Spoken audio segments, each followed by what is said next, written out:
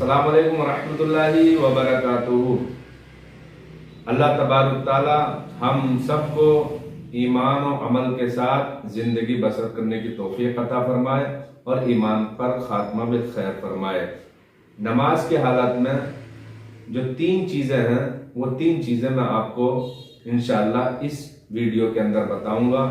उन तीन चीज़ों से हम सबको बचना ज़रूरी है या नहीं ज़रूरी है, और उन तीन चीज़ों के साथ हमारी नमाज होती है या नहीं होती है। आइए इसकी वजाहत करते हैं।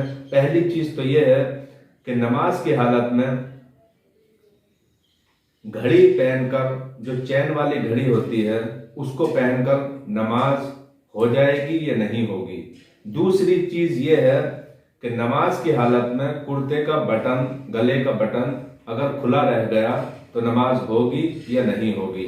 तीसरी बात यह है कि नमाज की हालत में चश्मा लगाकर नमाज पढ़ना ये कैसा है, क्या जायज़ है या नहीं जायज़ है, इस तरीके से नमाज अदा कर सकते हैं या नहीं कर सकते हैं।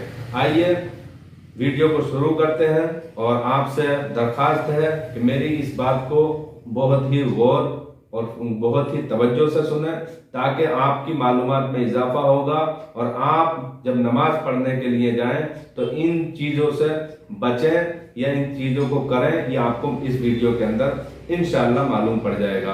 पहली चीज़ तो ये है कि नमाज की हालत में घड़ी पहनना, जो घड़ी, जिस घड़ी की चैन है, चाहे वो धात की हो, चाहे वो चांदी की हो या सोने की हो, अगर वो धात यानी चैन जो है सोने की है या चांदी की है तो ये तो मर्द के लिए हराम है, और अगर सोना चांदी के अलावा किसी और धात की है तो वो आला हजरत इमाम अहमद रजा फाजिल बरेलवी ने उस चीज को मना किया है। मर्द के लिए दूसरी धात की चैन वाली घड़ी पहनना और नमाज पढ़ना ये ममनू है, और ममनू चीज को पहनकर नमाज पढ़ना ये मकरूह तहरीमी। मकरूह तहरीमी उसको कहते हैं जिससे नमाज वाजिबुल यादा होती है, दोबारा पढ़नी पड़ेगी।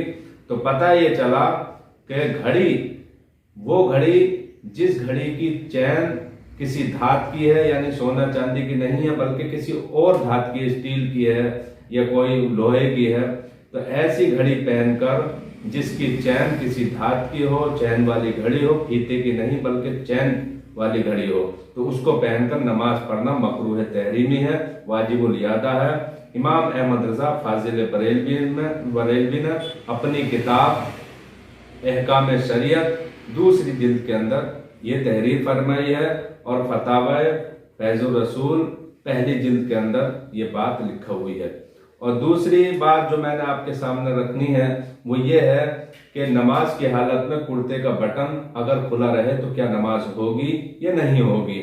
तो आइए, इसकी कई वजह है। एक वजह तो यह है कि अगर कुर्ते का बटन खुला हुआ है तो क्या उसके नीचे अगर बनियान पहने हुए हैं जिससे सीना नजर नहीं आ रहा है, या फिर उसके ऊपर शेरवानी वगैरह पहने हुए हैं, सीना नजर नहीं आ रहा, तब तो कोई खराबी नमाज में नहीं आएगी क्योंकि सीना ढका हुआ है।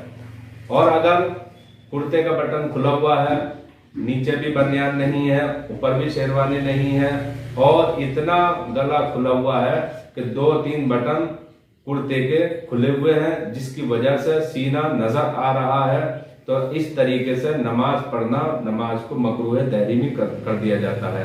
नमाज मकरूह तहरीमी हो जाती है। इस तरीके से नमाज अदा की जाएगी तो वो नमाज नहीं होगी, असरेनो दोबारा पढ़नी पड़ेगी।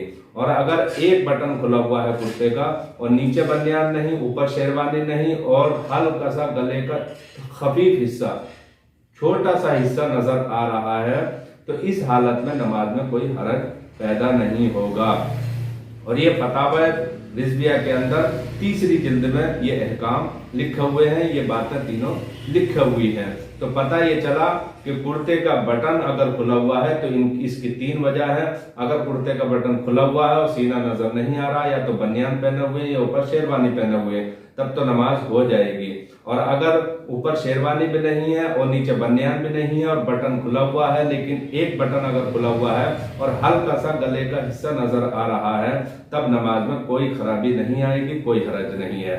और अगर दो बटन या 3 बटन खुला हुआ है या इतना हिस्सा खुला हुआ है जिसकी बुनियाद पर सीना काफी नजर आ रहा है, अंदर बनियान है नहीं, काफी हिस्सा नजर आ रहा है, तो ऐसी इस तरीके से नमाज पढ़ना नमाज को मकरूह तहरीमी करार दे दिया जाता है। तो इस तरीके से अगर नमाज अदा की गई है तो वो नमाज वापस पढ़नी पड़ेगी। ये बात फतावा फैजुर रसूल के अंदर भी है और फतावा फकीह मिल्लत में भी है, और बहार शरीयत की तीसरे हिस्से में भी ये बात मौजूद है। तीसरी बात मैं आपके सामने ये बता रहा हूं कि नमाज की हालत में चश्मा लगाकर नमाज पढ़ना कैसा है। तो चश्मा लगाकर नमाज पढ़ना, ये अगर चश्मा इस तरीके से लगाया कि सजदे की हालत में नाक की हड्डी जमीन पर लगने से रुकावट पैदा करता है ये चश्मा या ऐनक, तो उस वक्त तो नमाज नहीं होगी, मकरूह तहरीमी होगी। और अगर रुकावट पैदा नहीं करता है, नाक की हड्डी सजदे की हालत में जमीन से टच हो जाती है, लग जाती है, टिक जाती है, तो उस वक्त जो है आपकी नमाज में कोई खराबी लाजिम नहीं आएगी। बहार शरीयत के अंदर तीसरी जिल्द के अंदर ये बात लिखी हुई है और फतावा फैजुर रसूल में भी ये बात मौजूद है।